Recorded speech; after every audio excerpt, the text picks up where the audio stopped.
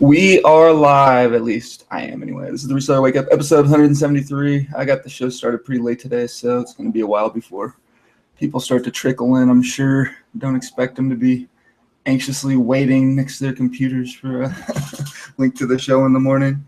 But I hope everybody had a good weekend so far. I know I did. It's pretty fun, pretty busy. Didn't get much work-related stuff done. I listed some stuff on eBay yesterday, but that's about it. Stopped at one garage sale like Friday morning. Managed to pick up a bunch of like kids' sports jerseys and stuff. Probably like I filled up a bag. I think I paid $8 for all of them. And probably hit a couple thrift stores too here and there, but nothing too major. How was everybody else's weekend? I hope it was good and profitable. It's my sales have been pretty good. My repricer's finally starting to slow down a little bit on Amazon, or the benefits I was getting from it. Actually, I think it might have just shut off because I could definitely nope. I just did the 2-week free trial on this one repricer, and I think yesterday or today's the last day. So probably gonna either try another one or go ahead and just start using this one. I'm not sure yet, but I got to do a little bit of research and figure out, what other ones people are recommending, just to see if I like it better. Because there are definitely some quirks about this one that are annoying, but definitely need to work on an Amazon shipment this week. Got a bunch of stuff ready to go, just haven't sat down and knocked them out yet. Got a bunch more stuff coming in the next few days in the mail, just some stuff that I ordered online, so that should be good. Let's see what everybody's talking about on the chat. Yeah, I feel like eBay's doing fine when I decide to list. If I do 10 or 20 listings, then I have a good $200 or $300 day. If I don't, then I'm lucky to get 1 or 2 sales. There are probably Spaceship Hustle asks, which repricers should we try? There are a few of them out there. I know some of the more popular ones are like App Eagle, Be Cool, Reprice It.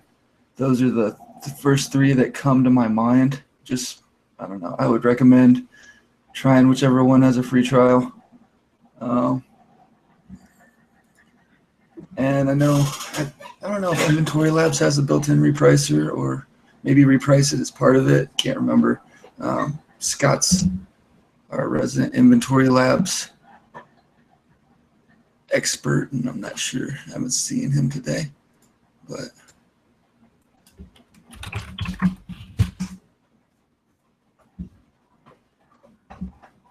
yeah, like I said, this weekend was more kind of laid back, chill, took it easy. My dad's wedding was Friday night, and he just got remarried, and then my aunt and uncle were in town, and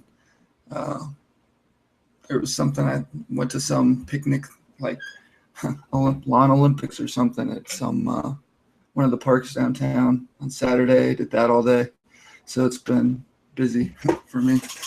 Just haven't had time to do anything like this, like eBay and Amazon stuff. So,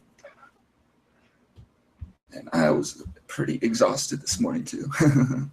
But this week the plans pretty much just get as much stuff, get an Amazon shipment done by Friday.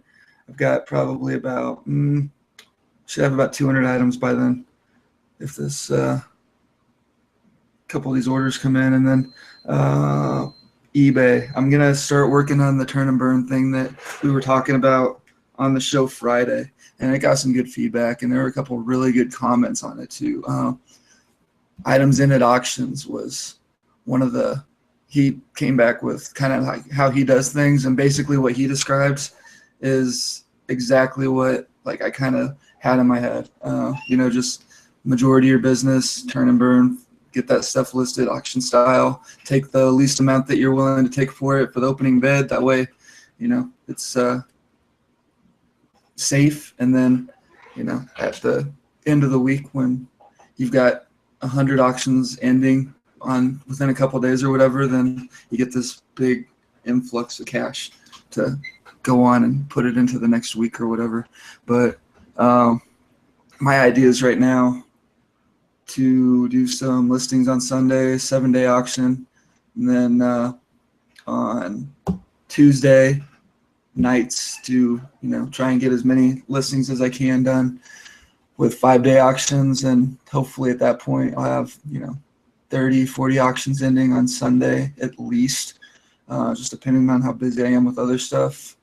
And then Thursday, I'm not sure if I want to do 3-day auctions or create a schedule where I'm listing auction style Monday, Tuesday, and Thursday, and then listing buy it nows the rest of the week. Because one of the ways that I used to do it back in the day is I would do 7-day auctions on Sunday, 10-day auctions on Tuesday, and then at first I was doing 3-day auctions on Thursday, but I realized that I was listing every Thursday anyway, and I was just kind of going through it every week. So I started doing Monday 7 days, Tuesday 5 days, and then 10 days on Thursday. So that would end the next Sunday, and then I'd get that extra week of exposure. And once I started getting that rotation going, then started doing pretty well. I mean, I wasn't even doing it full time back then. I was just doing, I'd probably have like at the top of it 30, 40, 50 auctions listing or ending every Sunday.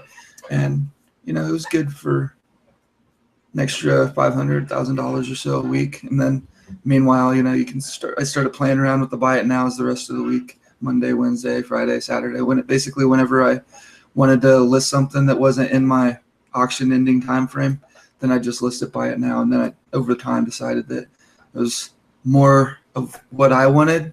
But I mean, now that I've got so much inventory to list, I really think I need to start just blowing it out. And, even if I'm getting, really cheap prices for stuff. I mean, I don't mind selling 30 Ralph Lauren polos, having them all end on the same day and having them sell for $10 a piece. Not that big of a deal when I paid $1 each for them most of the time, $1 to $2. And, when you're talking that many auctions ending at the same time, then, it's a few $100. But either that or you can just wait for the things to end or wait for them to sell. It could take months sometimes. Yeah, there's going to be a ton of listing promos, and I've already noticed them starting on eBay. William Porter says Q4 is the time to list on eBay without regard to fees. I expect a ton of listing promos. They're dishing them out pretty well already. Yeah, I've been like constantly in listing promos for like the last month or so. I think like I started with like a 500 free listings, and then it overlapped into another 500, and then I got 1,000 free listings. And it's just been every time I go to list, it's always free listings no matter what. So it's been doing pretty well. So this and that retail shop, did you actually get a chance to implement some of those strategies and start getting some bids already on some auctions? Or I'm going to close this window because the sun's going to come up and it's going to be really bright and look like crap.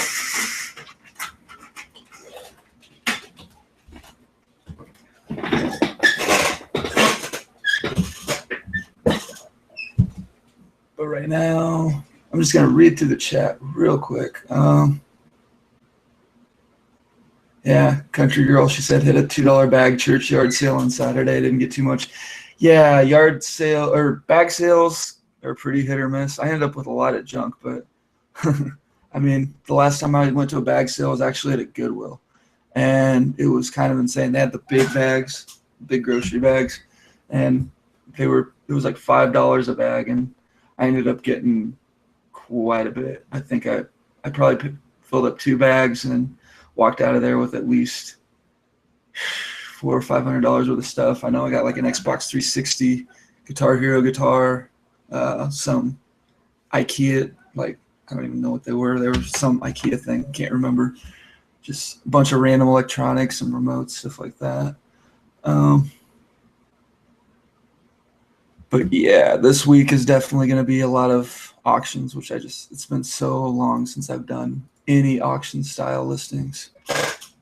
But it's kind of crazy that nobody else has popped in yet, but that's okay. I can do an hour. But I'm going to need you guys in the chat to step up with a few questions here and there just to keep me talking. Otherwise, we might have to cut it a little bit short because I can only talk for so long just off the top of my head. But let's see. Usually I get up early enough I can, get some ideas, check Facebook. That's usually when I do all the get in the Facebook groups and start reading is, like a couple hours before the shows start in the morning, and then just kind of try and get ideas for what people are talking about and, what new apps people are using and, see what kind of bolos are getting posted and stuff like that. But how did let's see.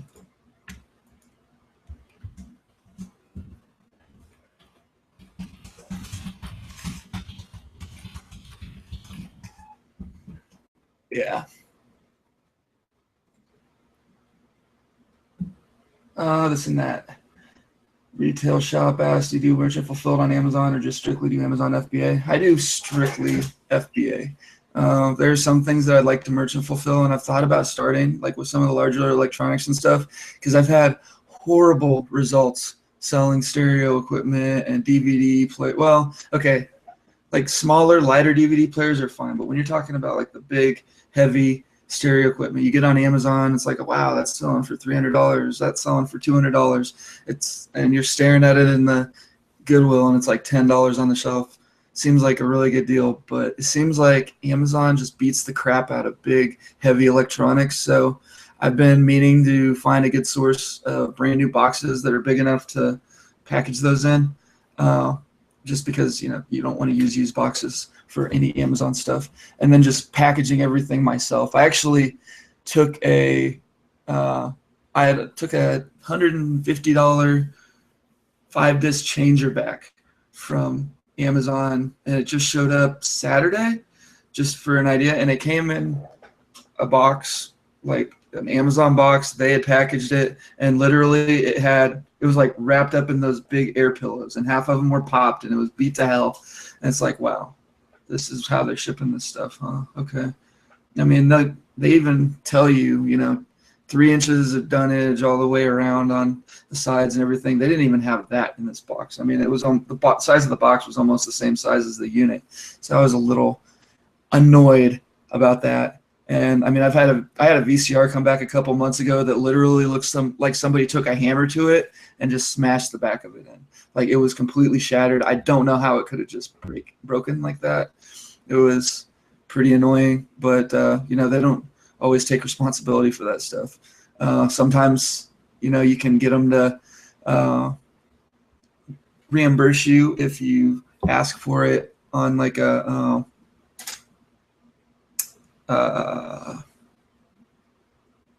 like if you get a customer damaged item or whatever, you can have them go back and check it. Like the other day I had a guy leave a feedback. He said that the item was defective.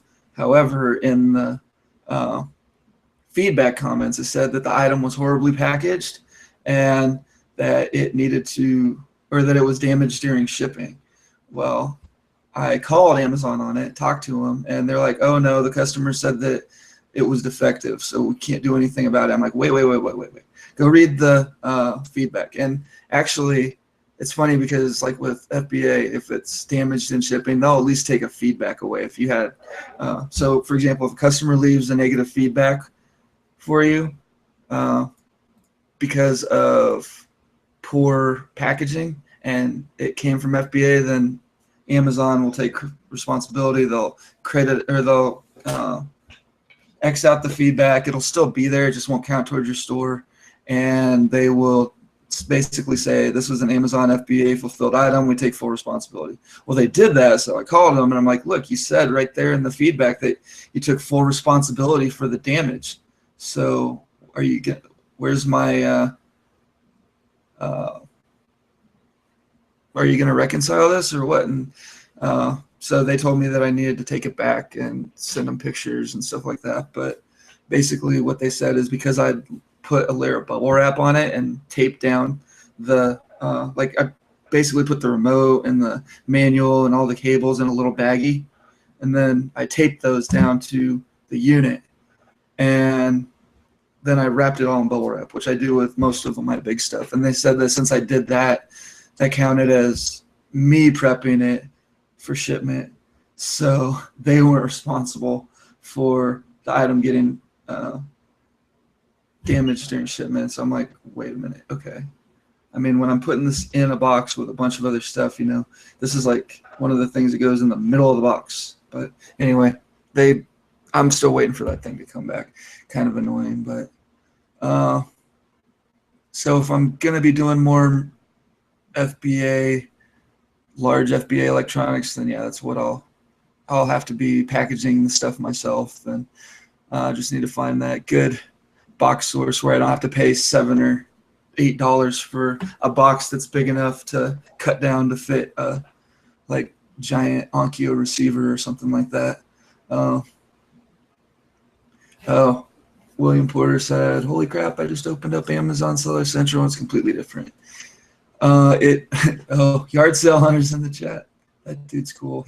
I heard he just found like a baseball bat at a yard sale for like $2 or $3, and it turned out to be worth thousands of dollars. Yeah, jealous. I got to go back and watch that video. Did you make a video on that, dude, or did you just tell a couple, like post it up in a group or something? I don't remember where I heard it from, but anyway. But yeah, I'm pretty much 100% FBA right now on Amazon and eBay. It's just kind of slow. I've been doing probably 2 or 3 listings a day most of the time, and then every once in a while did somebody just come in. Oh, Deb, hey, what's going on? Where the hell is everybody? I don't know. I actually I kind of posted a link to the Hangout on the side chat in here instead of in the Facebook group because I was in such a hurry. I was like, oh crap, gotta get it going. And then I was super late anyway. And then I got about 20 minutes in before I realized, I didn't post a link in the Facebook chat. Yeah, so I was like, are we doing it today? And you're like, yeah, I guess. And then like, I didn't hear anything. So I went and made breakfast burritos. Or whatever. Yeah. I'm horrible. I haven't even gotten my coffee yet. It's over there. I'm sorry. I didn't mean to interrupt the conversation you were having with yourself, though. So I know. That was a very interesting conversation. What were we talking about? Oh, we were just talking about merchant fulfilled versus FBA, I think. And that was something I never understood until I got caught. Ever. Like I never understood merchant fulfilled versus FBA until I myself got one. And then I was like, oh, these are what these people are talking about. And this is why people will pay more money. I won't buy anything from somebody merchant fulfilled. Yeah. It's too slow. It's all screwed up. I'm like, no, not going to happen. Yeah, this park thing that I went to Saturday, I had to like get a costume. And it was kind of like a costume contest thing too. And I got on Amazon and I started looking around for stuff like ideas, and I knew what I wanted to do. And I started just going through everything. It's like, oh, that's perfect. That's exactly what. Oh, wait, it's merchant fulfilled. Yeah. Scroll down. I'll find something that's prime. Dang it. And I never did. I was like, screw it. I'll just go to Goodwill and slap something together. I've gotten the same way. I'm just like, it's merchant fulfilled. I don't really. Yeah, I mean, if it was like a month out or something and I had time to plan, that would have been one thing. But it was like Monday and I needed it by Friday. And I was like, don't know about that. Yeah, you're just not going to get it. Because I know when I have things that are merchant fulfilled, you have like 3 weeks until they're supposed to be delivered. You know what I mean? Like the delivery date is like 2.5 weeks from now. They do it media mail time frame, no matter what it is. Right. Well, here's the thing about Who's here's the thing, like with me, I know there are good sellers out there. I know there are really good sellers that ship right away. They don't care about the handling time. Like me, anytime I sell anything merchant fulfilled, because I have in the past sold things merchant fulfilled, I treat it like eBay. And eBay, same day, unless it's like after 3 or 4 o'clock. If somebody orders something, and even then, I'll come home and it's like, ooh, I sold something, because my post office is literally 2 minutes away, and it's right there next to my buddy's shop, where I pretty much have to stop by at least once a day anyway, because he's always got stuff for me. So, I mean, I always ship the same day, and like everybody, but you just don't know if that's the kind of seller that you're dealing with. You don't get in trouble. You don't get in trouble per se unless the shipment arrives late.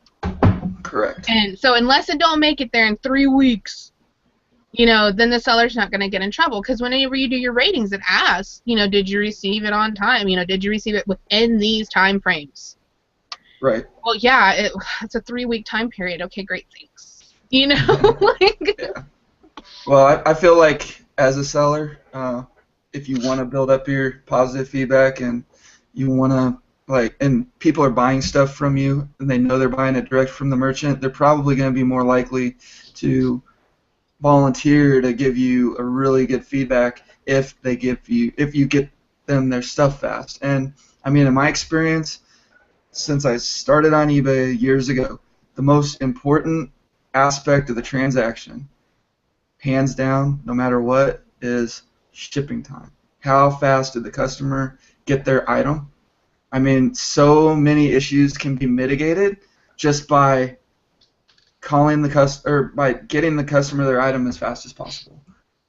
I mean, what's up, Mike? How you doing, man? Pretty good. How are you? Good, good. Yeah. Yeah, just trying to kick off the week, get things started. I feel like a diesel truck this morning. Kicking myself, trying to warm up. Yeah, I hear you. You mean you didn't get up at 4 o'clock this morning, go to the gym, and? Not today, no. No. No gym today. No, I basically rolled out of bed right before everything started, you know. It's like so everybody's asking about the new Seller Central, and my Seller Central finally updated last week, and the only difference I see is it used to look a little bit more dated. Now they just have more like pastels. I'm not sure what they're talking about, that there's missing boxes and things are moved around. Mine are in the pretty much exact same locations.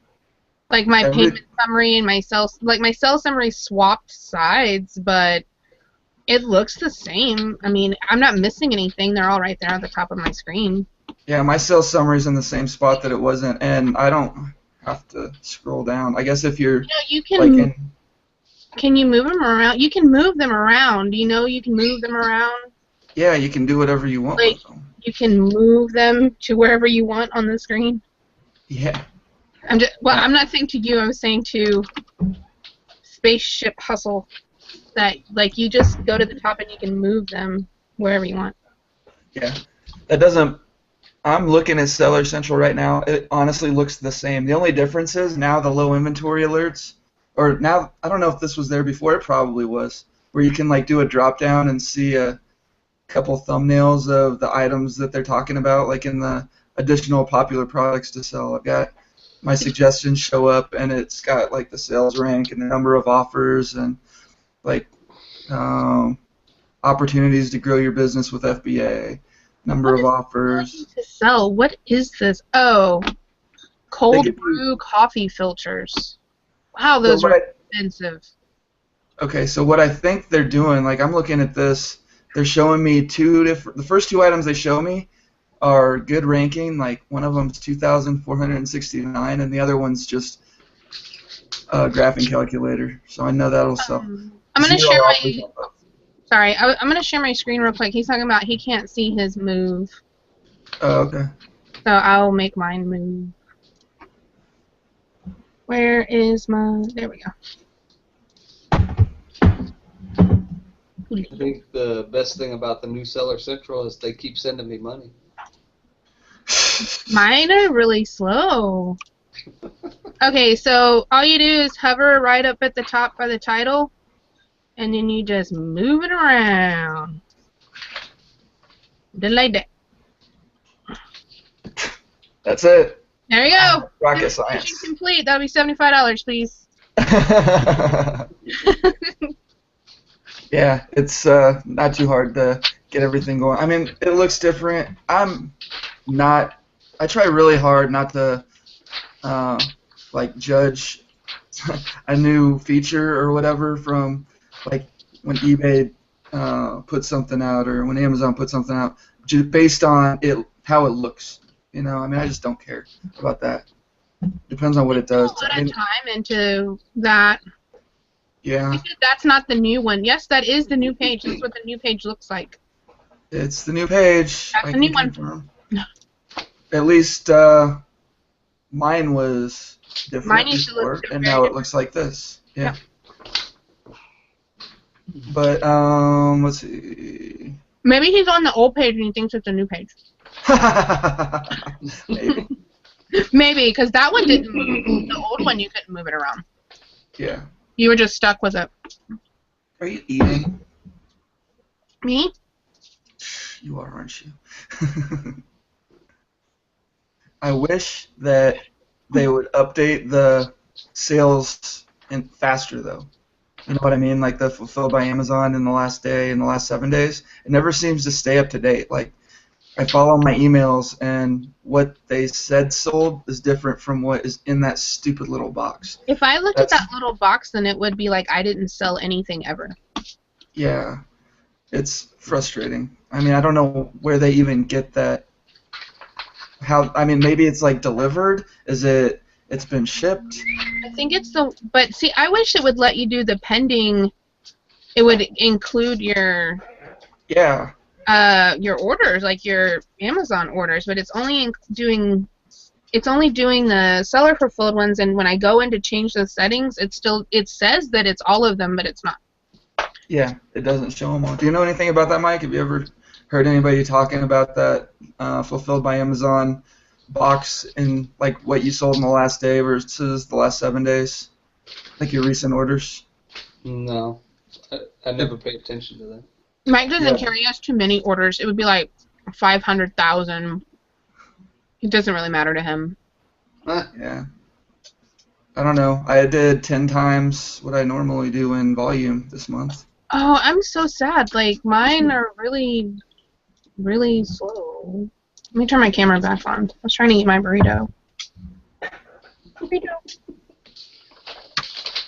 Like, I sent in probably $1,600 worth, like, of inventory, and I've only sold, like, less than 200. I'm like, what the hell?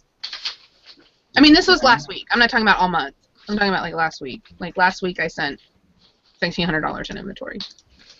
Shit. I have, like, close to, I don't know, $7,000-8,000 worth of online arbitrage stuff coming in. I'm gonna have to start paying attention. I never do, though. I'll tell you, I went through a dilemma over the weekend, though. So we did some retail arbitrage at that place. I think I told you guys about it last week, the Walls place. Mm-hmm. Yeah. So we went up there, and we get there, and we're already 2 carts full, and we're only like a quarter of the way through the store. And then they make an announcement over the intercom. All of our systems are down, and you can only pay with cash. You can't use any credit cards whatsoever or any kind of cards. No checks, no nothing. It has to be cash. So I'm like, well, crap. So I'll just go pick up $1,000, make sure I cover everything. And it was like the most difficult thing for me to get $1,000 in cash. I just didn't realize how I just don't get cash very often, or if I do, I go to the bank during the week, and I just go get it. But to go get cash out of an ATM, holy crap, man!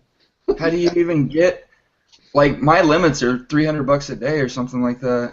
So I ended up going to like multiple accounts that I have, and hitting each limit on all of them, and then I ended up getting like I ran out an ATM of money. It ran the ATM out of money. I was like, I've got it all figured out, right? I'm gonna get all the money, and I got like 400 or 500. Mike's like, I'm gonna get all the money. and then it says temporarily out of service or whatever, and it's making all these noises, and I'm like, holy crap. And then the guy's like, oh yeah, that means it's out of money. Thanks. I need more. Did you look like a crackhead? You're like, I need more money. I have to have more money. This is need more. Yeah, I always try to keep. I have a deal going down right now. Which you did. It was the truth. Mm-hmm. Always keep cash handy somewhere. I never have. I had a couple of hundred, but I didn't expect that I would have to pay the entire thing, And I always keep, a couple $100 bills or whatever, but I wasn't gonna. I don't keep $1,000 in my pocket, Well, no, you don't keep it in your pocket, but yeah, I know what you mean. I would have been pretty mad if I would have showed up someplace like that. And how much stuff did you already have? Well, it ended up being like $815 altogether what we bought. Yeah. You already get it shipped out? We got it all pretty much listed, but not shipped yet. No. Have you tried Inventory Labs yet? Nah, I went to go do it, and then I just kind of didn't do it. So you're still using Seller Central for everything then? Yeah. I really like it. Actually my subscription expired the other day, but I haven't done a shipment right now. I'm not going to do one until Wednesday, so I just let it sit there expired because it doesn't do anything. Like nothing happens to it. It just sits there idle. Mm-hmm. So until I put a payment amount, because whenever you register, you don't put a card. So nice.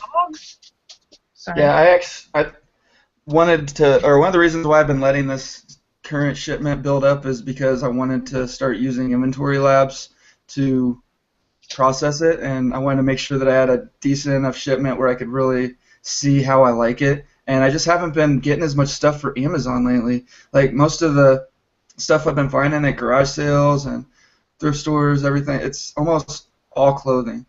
And so yeah, I need to. I have a small shipment that's going in. It's not a ton of things. Like less than 30. It's not a lot. It's just stuff I got at the thrift store last week. Yeah, I have a small shipment going into. I think it's like 250 items or something. It's only like 4 or 5 boxes. Yeah, sounds pretty small. Telling you, by the end of this week, some of my stuff will be coming in tomorrow, and then I have, pretty much all through the week.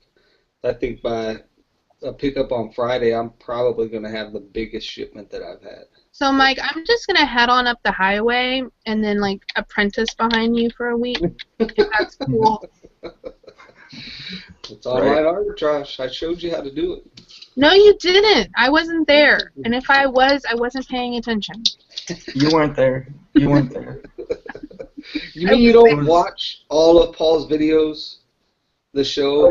No, you didn't show. You didn't do it on the show. I did a live. This is exactly how I do it. It was an after show, wasn't it? It was an after show. You did not do it on the show. Okay. I mean, we would be immediately making that video private and charging like $50 to make people watch it. And to answer your question, I definitely do not watch any of the shows. So. Yeah, we're here in the show. There's no reason to go back and watch them. It's like being inside of the TV. You don't have to go back and watch them. You're in the show. I thought it was all about like Jordan watches the game after. Make sure see how. I'll admit I do that on occasion. I go back and watch them again just to see how everything is and basically see how everything's running and all that. But I watched my my videos just to make sure there wasn't like a glitch in the middle and like halfway through. And the one time I didn't watch it, it didn't have any sound. yeah. The one time I was like, I'm just gonna let this upload and I'm gonna go to the store. Oh, And then I came back and it was like, there's no sound. I'm like, oh, I didn't turn the mic on. You just reminded me. I'm gonna upload this video right now. I got a big old haul of Nerf guns yesterday. Where'd you get them from? And what are they used, new? Yeah, they're used. I got them from OfferUp. I just searched Nerf and I was bored. I was waiting. I was in like a waiting area, Mm-hmm. so I was like bored and I was like, yeah, Nerf. And then there was like 4 or 5 lots of them, and I was like, yeah, I'll send some messages out, whatever. And then this one guy, he had like a lot for like $25, and then he tells me on the thing that he had more that they were in his storage, but he took pictures of these only. So I was like, all right, cool, I'll check them out, whatever. And then yeah, I ended up making a video of it. I have to upload the video. Nice. I've been doing really good with Nerf guns. Those are like the ultimate buy them for $1 and sell them for 30. Yeah, oh, you can't see it. You'll see it on the video. Yeah. I mean, even if they're broken, people will buy them just for the parts. And I mean, you have to don't try and sell one Nerf gun that's broken. You know, there are a few of them. Like I don't know. For me, if it retails for like $50 to $100, then I might sell it by itself. But I mean, lighting Nerf guns up is definitely the best way, unless you're selling them on Amazon. FBA is pretty easy. Moving around a bunch of Nerf guns makes it sound like you're breaking everything. I know. It's like, you're like, yeah, $25 for that lot is definitely a good price, and then especially if you've got more. It ended up being $45, but oh, just for everything. Vulcan, but just the Vulcan by itself will get. I mean, you can get 70 on Amazon for those. Oh, can you? I haven't even tried. I've got 2 of them in my storage right now. The Vulcans. Wow. I'm sorry, I just ran across a Nerf gun lot on eBay because I was trying to look up this Busby's gun. Mm. It has 135 guns, 58 accessories, and ammunition. Will ship in several boxes. They want $1,200 for it. Mm. Yeah. Woo. Yeah, there was a couple of lots on OfferUp that I was like, really, dude? He had like 5 guns for $150. This looks like Nerf threw up on his floor. Right. There's 7 watchers. And it's just like some random guy. This must be like his personal collection. It's not like a professional seller or anything. Mm. Oh, you never know. I mean, I can make my listings look like they're not it's just like his name is his username, and he has like 27 feedback. Oh, okay. Yeah. Oh, it's on eBay. That's what I meant, but it's not like like I think he just sells stuff at random periodically. Or it might be his second account and he's just pretending like he's new. But if it's my second account, well, if I'm selling $1,200 worth of Nerf, I'm doing it on my main account. You know, unless I'm selling $1,200 worth of broken Nerf, and then I don't want to look creditable. Yeah, but those little accessories, I just sold 2 magazines, just the magazines, for like $25 the other day. I mean, really? Nerf guns are good. I have 2 magazines that go to the Rapid Mag Strike. I don't even know what's what when it comes to Nerf guns. I just look them up as I find them, and yeah, but my kid lost all the. I didn't look any of that stuff up. I saw it had a Vulcan. He wanted less than, and I know all the rest of them. I figured at $10 each, at a minimum. Yeah. You know, so have you sold a lot of rifle ones. What's that? Have you sold a lot of used Nerf guns on FBA? Yeah. I mean, I sell most of them on eBay because I'll usually cross list those. Oh, okay. Yeah, but before Joe Lister, I used to list them on both, but because it was easy, and I only have like 4 or 5 of them at a time or. How is that Joe Lister working for you? I haven't done anything with it, to be honest. Yeah. I just don't have enough stuff over on Amazon, I think, to make it worth my while. Well, you can always just sign up for the free account. Two You have 2 listings. things? Is it 2 things at a time? No, it's 2 things all forever. It's 2 things at a time. Yeah. So like if you sell one of the things, you can go put another thing up. You can always have 2 things listed from Amazon through to a lister at all times. Oh, that just makes me feel like a total cheap ass. Well, I mean, it's just to get a feel for it, whether or not you like it. Like, how do you pick? What now? Like, how do you pick what you think would be worthwhile? Just try different stuff. You can delist stuff and relist stuff and change stuff around. I mean, I've got my 2 listings, and one of them is like a really high dollar thing that I don't expect to sell quickly, and I just wanted it on both auction or on both formats just to give it a little better chance. And then the other thing is just a lot of video. Like I have 10 of these video games in there, and they're like really, really high ranking or low ranking, bad ranking, I should say. You know, they're like 20,000 or something like that, and they're really cheap. So I was like, okay, let's just try it out with this and see how it works since I've got a quantity. And I set it up as quantity 1 on eBay, and then every time one sells, it just relists. And I haven't sold any on, I don't know, I might have sold some on Amazon by now, but I know I haven't sold any on eBay. I printed my label fine. Or I have sold some on eBay. Rodney, what's that? I said my label just printed fine. Just okay, FYI, on eBay. Yeah, Ronnie was asking earlier in the chat if anybody was having problems with eBay shipping labels. Oh, that was Ronnie. I thought that was you. No, that was Ronnie. Yeah, I didn't read. Sorry about that. I shipped all my weekend stuff yesterday.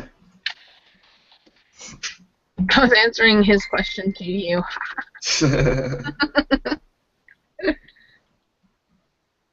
Yeah, but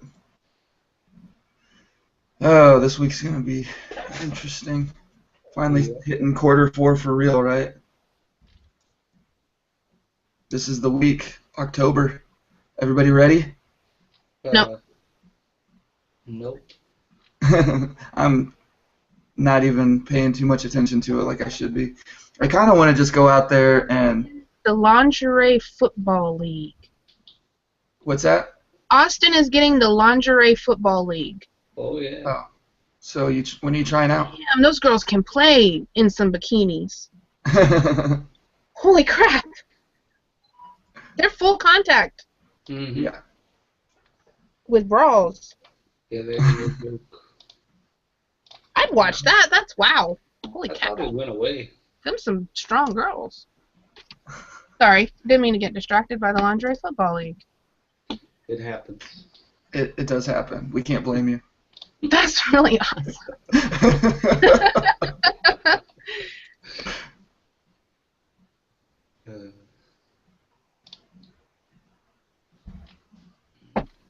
Wow. Yeah, so this week is, like I said, going to be pretty busy for me, I think. But I've got too much big stuff that I've been letting pile up. Need to get that out of here. I think I have about a dozen Guitar Hero guitars and probably another 10 Wii Fit boards that need to go out. And those things, man, like they were selling pretty slow before I turned my repricer on, but as soon as I turned that on, it completely liquidated those right away. I still haven't tried that. I'm scared. I ran my damn trial out not doing anything. What do you mean? Like you signed up and you didn't turn it on? Anything. Yeah. Sounds like and then, me. because I was worried that I was going to mess it up and then sell all my stuff for a loss. I don't think. I mean, I might have sold a couple things for a loss, but they priced things up too. I mean, there were things that I know I had listed at like $17 or $20 that they were selling for like $25. Really? Because I looked at it and I was like, man, I'm gonna screw this up. The stuff that dropped in price, like right now, I've got 45 of these wall sticker things left, and I paid $0.25 each for them. It's like, you know, whatever. I mean, I probably sold like 10 of them since I had not sold a single one until I turned my repricer on. I turned that on and I probably sold 10 of them in the last couple weeks. And I mean, they're down to $6, but after the fees, I'm still making like $1 each on them. So that's like whatever, not that big of a deal. But I mean, I'm not making the margins that I want to, or that I'm used to, I should say. But I don't really care because, like I said a million times before, I would much rather sell, 100 items in a day at a 30 to 40% margin than like 4 items a day at 100% margin. It's started to make more sense to me doing it that way. But let me see, bring this up real quick. Oh, my Amazon is. Oh, okay. Yeah, it's the beginning of the week, but you can see last week in there. But I have sold nothing this morning so far. It's starting to peter off now that my items that had decent rankings have all sold off. But I mean, okay, so yeah, if you've got a lot of inventory and it seems to be moving slow or whatever, and you don't use a repricer, then it would probably behoove you to find one with a free trial and just turn it on to see. And I mean, just be ready because I mean, like I said, there is stuff that price down to like 372. I think is the worst thing that I've sold. Like I didn't make anything on that, but it was some like little paperback book that's been in my inventory for a year. It's like whatever. I don't even care about that. I'll take just to get it out of my inventory. I'm totally fine. But I mean, it's not doing that with everything. It's actually pricing things reasonably, and I've been doing okay, pretty good. But I'm kind of excited for the fourth quarter to see how it's going to price up stuff. Yeah, me too. Because the up pricing comes so quickly, man. It's like a full-time job just trying to keep up with the prices. Yeah.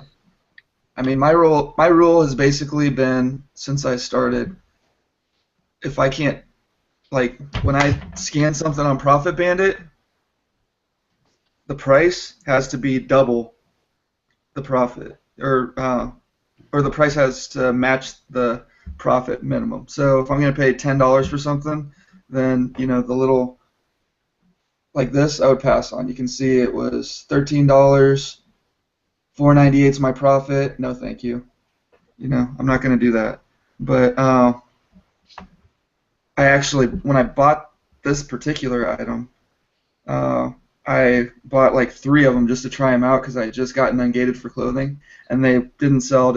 I had them listed for like $35 because I figured, they should sell for about that. And then when the repricer turned on, they dropped the price down to like $24.98, which, like I said, it dropped the price, but all 3 of them sold within a day, and I made $5 a piece on them. And for the last 3 months, I've been paying storage fees. So when you go in, I mean, are you setting your minimum and maximum prices for everything, or you're just? I didn't set any minimums or any maximums. I just clicked on the maximize profit field, and then I went plus or minus 50%. Well, that's cool. They have it where you can enter in your cost. Yeah. So can you set up a rule that it's like, if you put your cost in there and you're like, I don't want to lose money, so that's my rule. Well, you set your minimum like that. Yeah. That's what your minimums are for. That's your minimum is like part. Cost plus. Yeah, your minimum should be cost plus price. But like I said, I had everything priced up high enough where I was making double, or like basically whatever I paid. That's how much I made. I wouldn't send anything to FBA unless I could do that. So if I paid $10 for something, I needed to be able to sell it for like 30, so that the profit was 11 or something like that. And then last week, I don't know why. When I put in my repricer, that minus 50%, it won't drop any prices down below where I'd still be in the green on the item. You know what I mean? Does that make sense?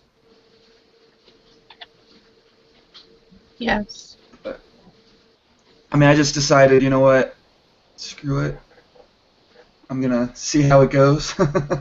Just jumped in on the deep end and got it done as quick as possible. And honestly, I mean that huge influx of cash that I got out of it from just doing that for 2 weeks was totally worth it. The chat is really quiet today. I know. They saw me I by had to look. myself I was for like, the how many first 20 people are minutes. watching? Because I was like, is there like 5 people watching? Because like, it's a really No, quiet. we got 42 watchers. I think a lot of people have started just letting us talk, and they don't even. We're just like background noise for them while they list. That's our. They're at work. And they don't even. Or you have your 30 computers on. Who, me? Yeah. I only have one computer.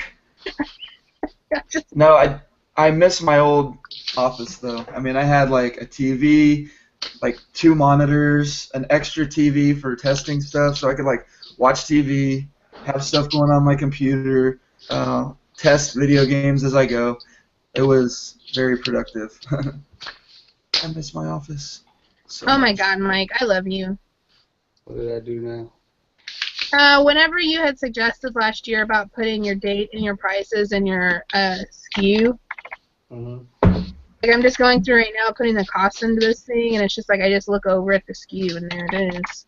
There it is. Yes, Yep. it is so good, and that's one of the reasons why I didn't freak out when I saw the repricer kick in, because I mean my cost is right there on my SKU, so I see it right next to the sale price. Yeah. So if you guys don't know the way, when you guys, I don't know how everybody else does it, but when you're putting in a SKU for your Amazon inventory, like a new item or whatever, you're creating your own SKU, you can put whatever you want in that field. So, I mean, what Mike suggested we do, and this is what I've been doing since I started, basically. I mean, there's a couple shipments there where I was just trying to get them knocked out, and I didn't do SKUs for them, and it confuses the hell out of me, and I hate it, because now I got to go look up prices and stuff, like what I paid for everything. But I do the date with, like, like today. If I was making if I was working on a shipment today, it would be 092815 001 dash, then the price. Like 0400 means $4, or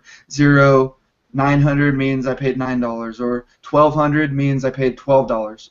And then I will sit there and do, the date followed by the number, like which inventory item I'm on, followed by the price, so that the SKU's never different, or never the same, I mean. And then go back, and whenever something sells, you've got your SKU right there with the price right there on the end, so you know exactly what you paid for everything, and you don't even have to look anything up. It's very convenient. But Yeah, mine is the year, like it would be 150928-399A or whatever.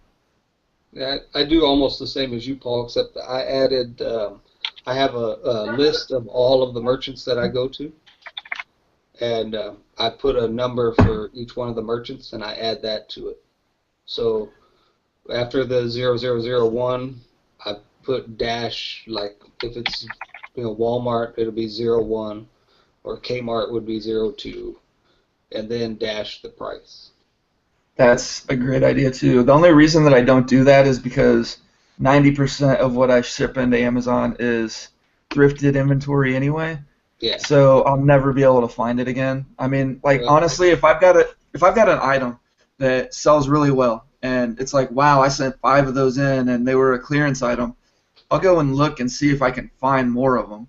And I mean, that's just a way to get started on online arbitrage. Like if you do have that item that you sent them in, they sold right away, you got a really good profit margin on them. See if you can find some more. Try it. Look online.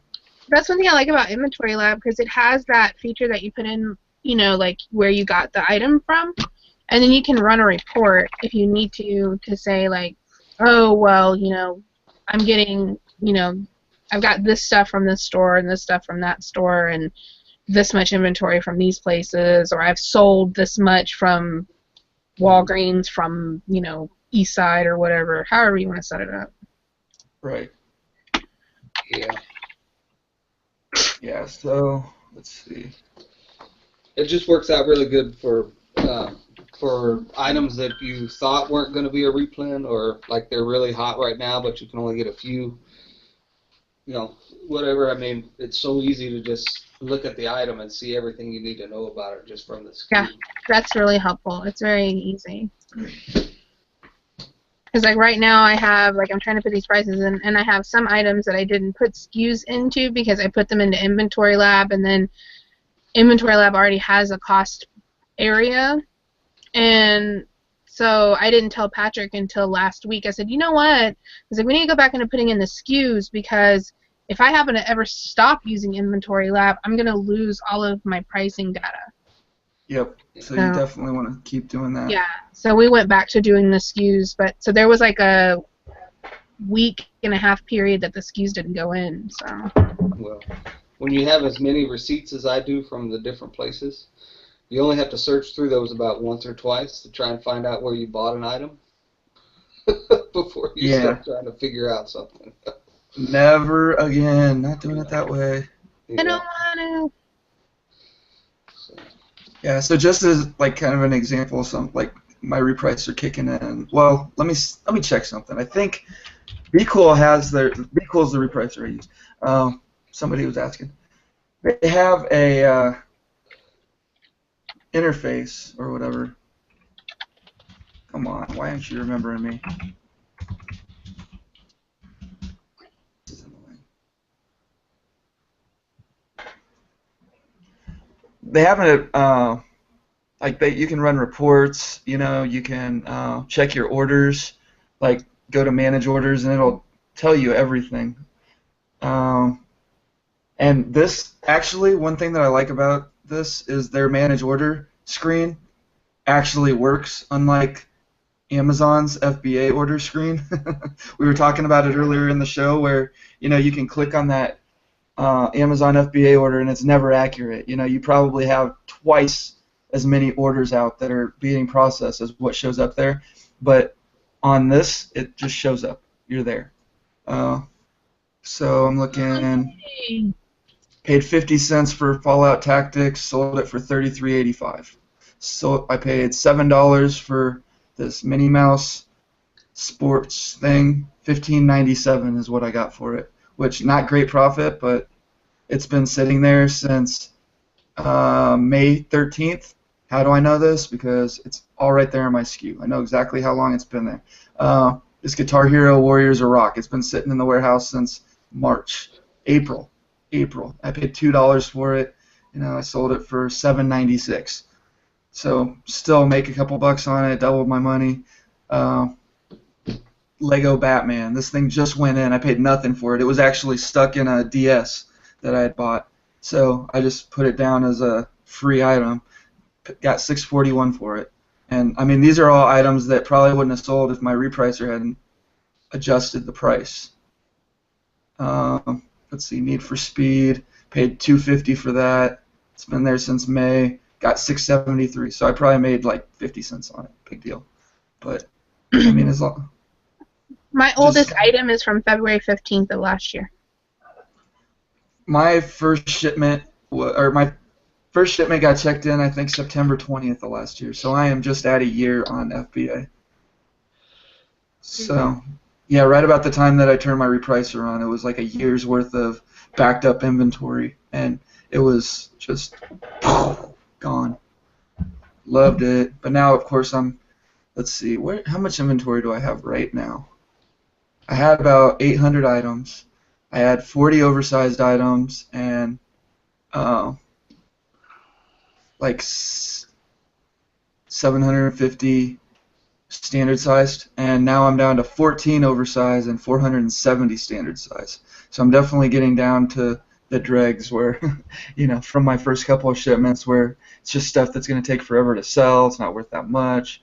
I mean, I still got some high dollar stuff in there, but I definitely need to start sending stuff in again as soon as possible.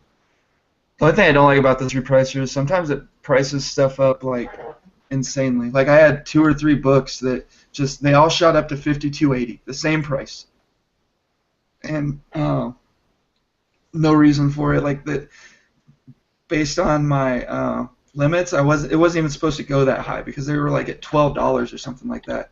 But yeah, they shot up to $52.80. They all shot up to the same price. They were all different prices in the first place, and then Amazon kicked me off the listing because they said that there was a pricing error. because the price went too high. So I had to go back in and readjust the prices. And on one of them, the price stuck. On the other ones, the price went back up.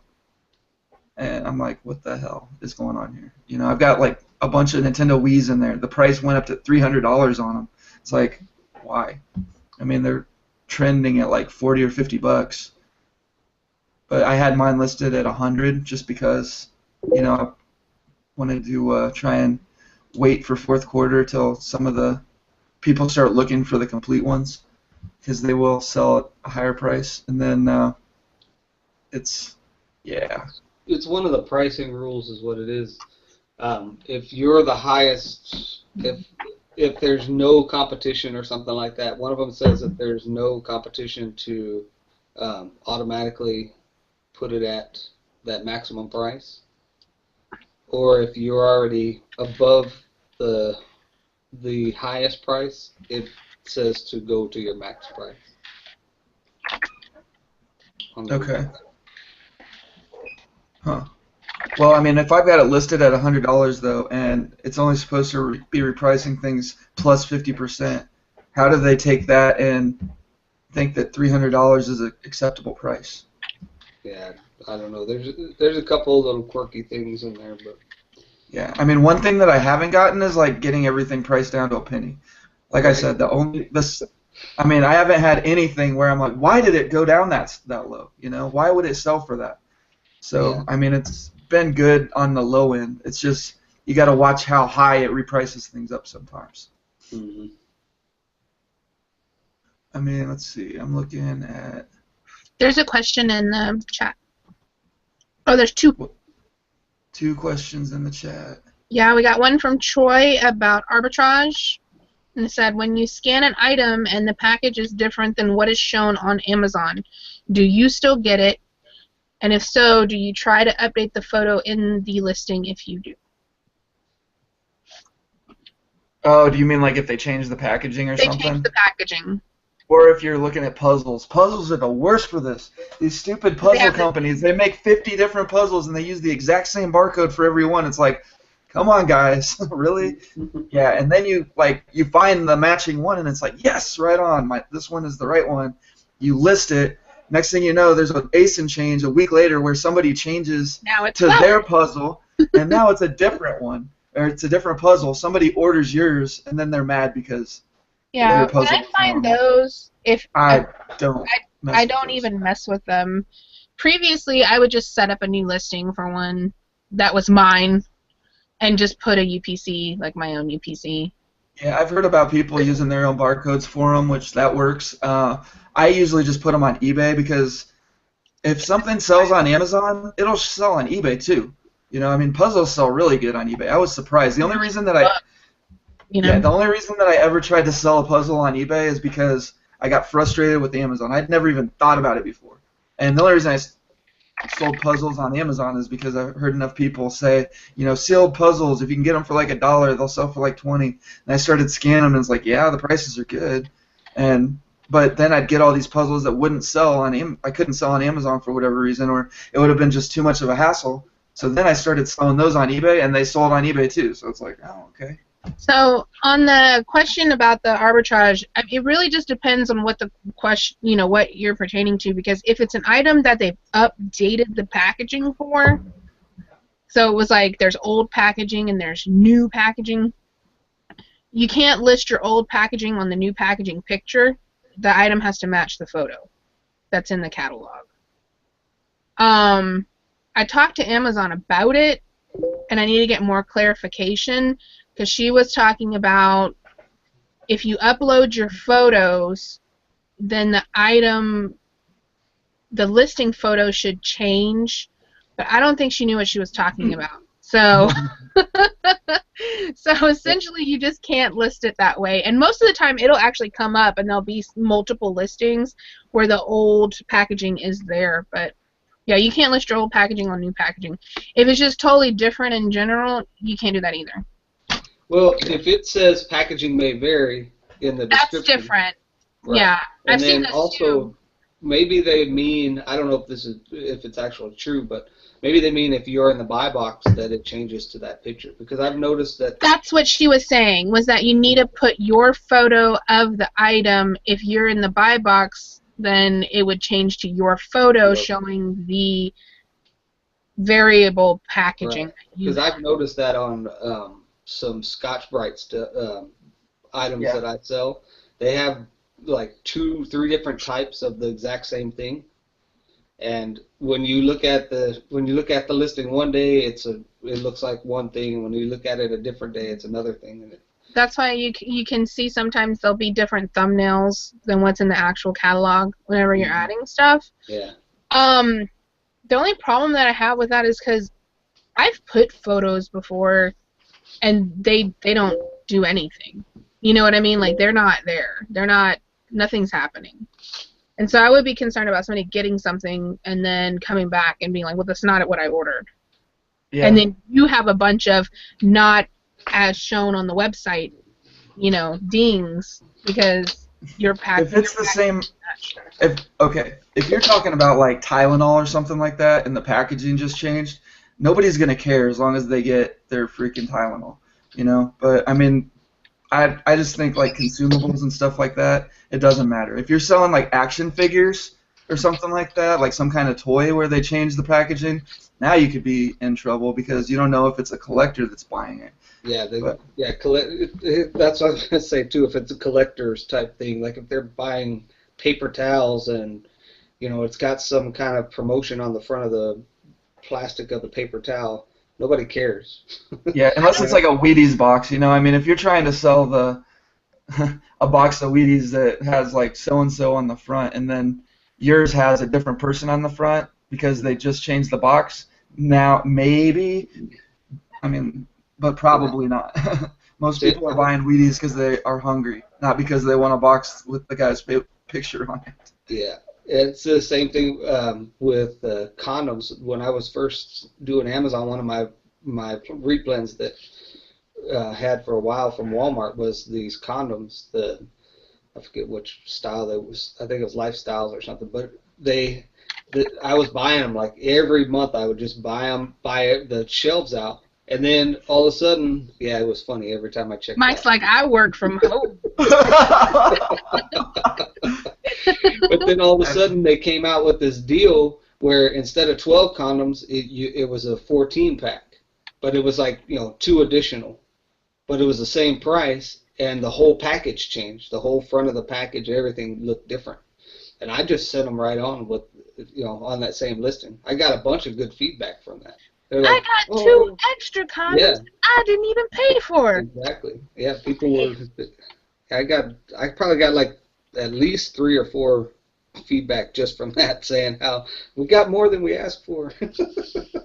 I would just love to see the video of you going to the same checkout cashier every time and just see how that reaction changes over the month. Mike's got all kinds of swagger. Yeah. Okay, so another question. Joycar asks, I have until October 31st to raise my short-term defect rate from 1.79%. Is it hopeless? I'm not even sure. Mine's always been 1.7%. Mine's been 1.7 since defects started. Are you talking about eBay or Amazon? I would think that she was talking about eBay. Most of the time when people talk about Amazon, they're not talking about a low percentage. They're talking about 99 whatever, or 98 or 95 or 80. They send that email that has your defect rate. Amazon. And what does the defect rate have to be at? Because I'm at 0%. Yeah. It's got to be below 1%, I believe. Oh. And how long can you write it out? Where's that at? I think I don't have any. But hold on, I save every one of them, so. I don't get emails like that. They don't like me. You don't? No. I just have my seller health account is good. Seller rating is 100. I don't think I've ever seen a defect rate email, but like I said, my defect rate I is have perfect. 0 A to Z claims and 0 chargeback claims. That's all I see. I don't see nothing else. It's called seller evaluation. No, that's not. Where is that at? Hey, did y'all get that email about the printed stuff from Amazon? Oh, merchant performance is what it is. Customer experience performance newsletter. I don't know, maybe you have to sign up for it or something. Maybe I need to Maybe. sell more. Like, they But don't really care what I do. your order defect rate is supposed to be less than 1%. Pre-fulfillment cancel rate has to be less than 2.5%, and late shipment rate has to be less than 4%. So my order defect rate has never been above 0.04%. Where is that at? Knock on wood. Oh. It's like I said, it's an email they send me. Oh, okay. They're saying it's calling it customer service experience performance newsletter. Let me look. Maybe it's under this customer satisfaction area. Oh, here we is. Yeah, it's under customer satisfaction. Yeah. So then it shows on this. It shows like the breakdown. It tells you 7 days, 30 days, 90 days, and the email. My order. Oh yeah, it's right here. All of that stuff is on your customer satisfaction page. Okay. And then it breaks it down by like by the month, by category. Yeah, I canceled an order, so right now mine's at 16.67%. 16? Yeah, because I had one. Oh. Because that was on my pre-fulfillment cancellation rate. Wait a minute, what are you guys looking at? Customer satisfaction under performance. All right. Oh, okay. Performance. My order defect rate is 0%. I've got 100% positive in the last 90 days. I've got one negative from where some dude said that he got the wrong game. That account health. It has your order defect rate, your recent customer metrics, your valid tracking rate, buyer-seller contact response time, and it tells you need to have less than 1% on order defects, less than 2.5% on cancellations, less than 4% on late, and 95% on valid tracking. Which I'm good. I'm all good in the hood. Okay, so my long-term order defect rate is 0.33%. My short-term is 0. Everything is 0. I got a 1.17% refund rate. Which, I mean, you can't really do anything about that. If somebody wants a refund, they just ask for it. Yeah. And then I had some late responses on my messages when I first started because I didn't really pay too much attention. I didn't realize that you needed to respond within 24 hours. So, I mean, I always tried to, but I wouldn't check Seller Central every day. And then you'd get the people that are like, hey, thanks for doing such a good job or whatever, and you're like, okay. And I didn't realize that you had to click on does not need a response. That was a little annoying. But I've gotten way better. And then you get the people that are like, what's your return policy? It's Prime. I don't have a return policy. Amazon has a return policy. You know, I mean, can you even have a different policy from Amazon's if you're selling on Prime, FBA? Not that I know. I mean, part of the agreement is, right, you have to be you have to do what they tell you. Yeah. I mean, one nice thing about selling on FBA is you're pretty much guaranteed the which metric is it that's going to be perfect? I'm looking it up right now. Okay, like 100% of orders ship on time and 100% of help requests. Okay. 100% of help requests responded to in 24 hours. You do have to pay attention to that and get back to your customers ASAP. Like I said, I've got a couple of defects from a long time ago that came from that. And then don't get negatives. Negatives suck. Those hurt you really, really, really bad. But, negative feedback? Yeah. Get them removed. I've got that one that they won't remove. Most of the time you can get them removed easily. But I just had 2 of them removed where they said I couldn't have them removed. Really? I submitted I thought we talked about this. I guess I keep forgetting. But I sent in a message like outside of the requesting feedback change or whatever just saying I want to get the feedback changed, but I'd put it under other. And so that you open up a whole new case and somebody else gets to look at it. So something you might want to try or call them. Yeah, I might try it again. I mean, the thing is, it's 100% based on my customer's word. And that's what makes it so infuriating. Because, I mean, it's so...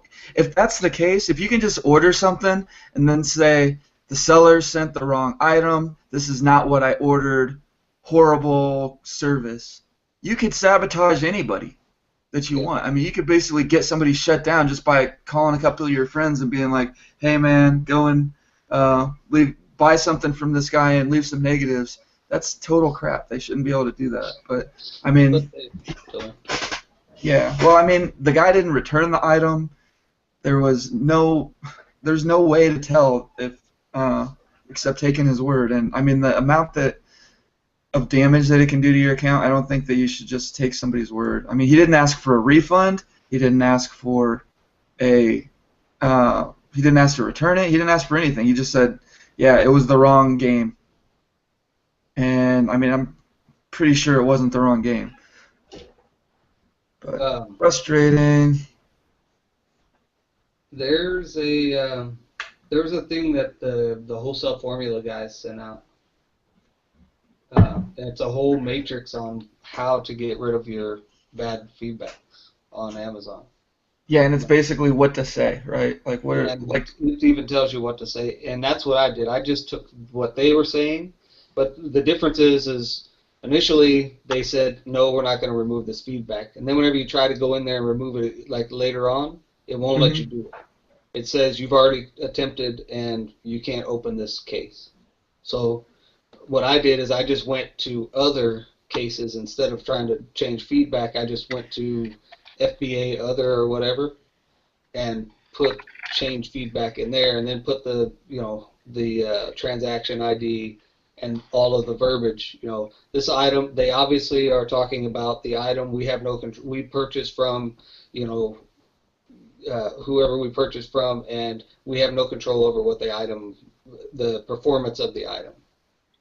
That's kind of what you put in there, and they took it 2 out of 3 times. So. Huh. Yeah, I'm gonna have to try that. Yeah.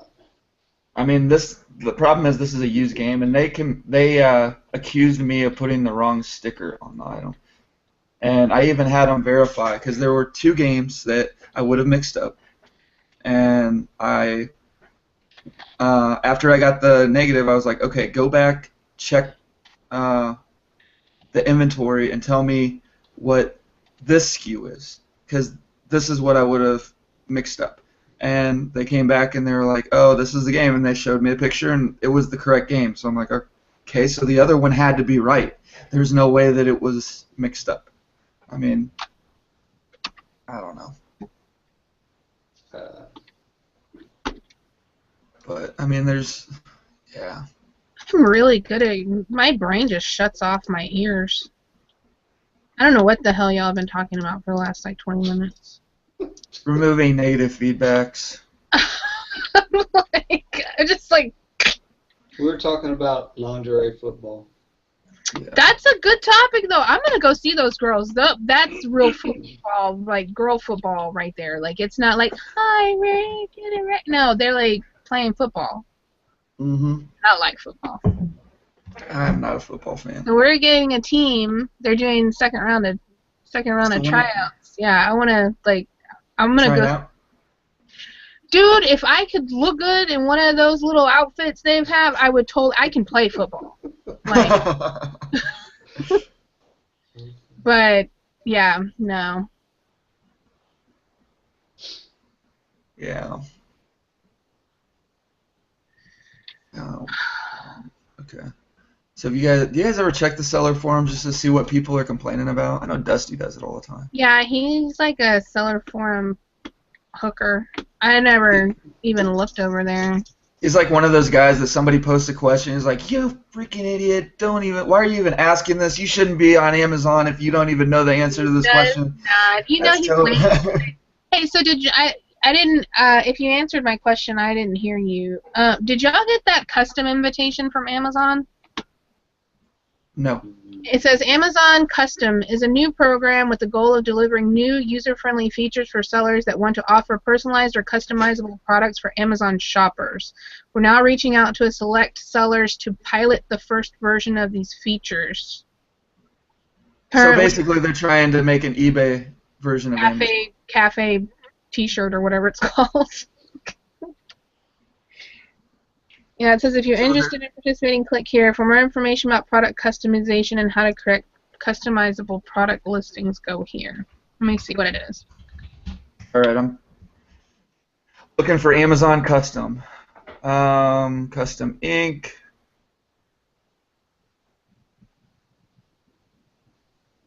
Nope. I have not received this email. I wonder if that would be good for Jeff. You know, like where he could make some stuff.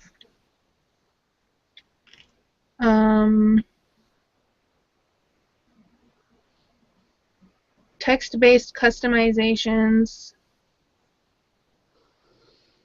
And I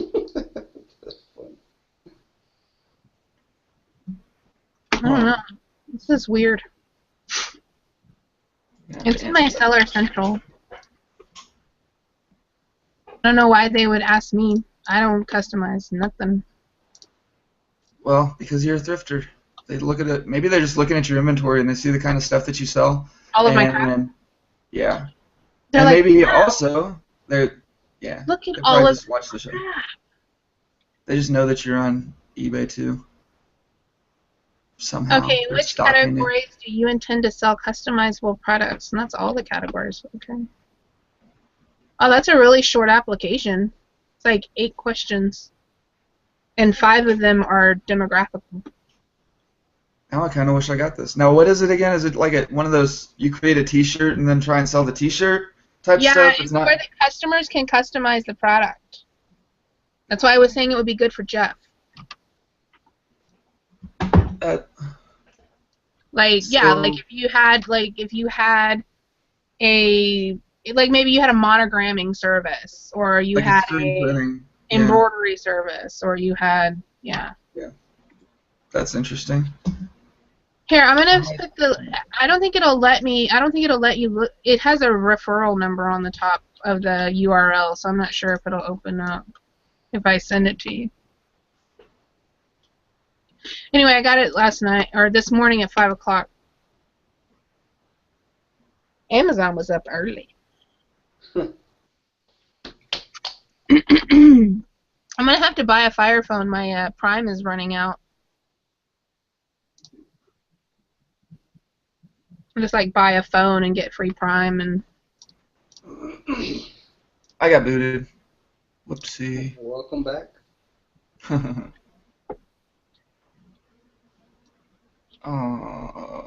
Yeah, so I'm not seeing anything. I'm looking. Here, I'm gonna see if you can open this link. And they'll probably be like, somebody else opened your link, now you can't get in. No, well, remember last week you guys didn't have the link to that inventory management, the new inventory management tab or whatever, or no, wait, what was the thing that we opted into? That was it, right? I don't know. I don't know. We all got emails, or some of us got emails, some of us didn't, but everybody could opt in. I don't remember what it was.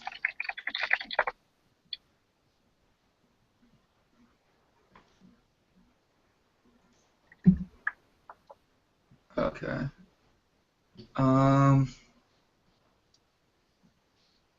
Yeah, it's letting me look through it, and it's not giving me an option to apply. Here, let me send you the application. It pre-filled my email address in the application, though. Well, I'm not worried about it. I don't want to apply. I don't care. I don't either. Kind of I just thought it was interesting. Couldn't imagine what I would have. Well, yeah, like I said, this would be for like somebody who wanted to do, like the Teespring things, you know, maybe you could run it through this service where you sell your own T-shirt. If you have like a screen printing service or whatever, you want to create a T-shirt. If I sell 100 of these, then we'll ship them out. You know, that kind of thing. Mm. Or like you said with the custom embroidery, if you're an embroiderer and you want to sell like a jacket with some embroidery or a flag or something. I don't know. But not my bag. Not what I'm interested in. I need to worry about other stuff right now. Let's see here. Yeah, so anyway. I think it's about that time, guys. I should probably wrap this up. It's getting kind of late, and I've got stuff to do. Today's actually going to be really, really busy for me. I've got a lot of stuff to do downtown and everything. I'm not even going to be able. I've got a couple hours to work this morning before I got to go and handle some real life stuff. But if you have any questions, comments, suggestions, any of that stuff, you can just go to the Reseller Wakeup Facebook group and post a comment there. You can also comment below after the video goes offline. I will go ahead and post a link to the Hangout in the chat, so stick around for a minute if you want to come in and say hello. We'll probably be in here talking for a while, just shooting stuff. I'm Resale Ronin on Twitter, Periscope, Instagram, all that. Haven't been too active lately, but you know, I'll get back into it. And easiest way to find out when I'm posting new videos and stuff is just hit that subscribe button. It's that red button right under the video over there in the left-hand corner. And if you want to see everybody else's other panel members' channels, just go to my channel landing page, and they're all over there on the right-hand side, so you can easily subscribe to them over there. But if you like the show, if you like the content, if you want to see more of this stuff, always hit that thumbs up button. And we appreciate that, guy. We'll see you all Wednesday morning. Bitcoin.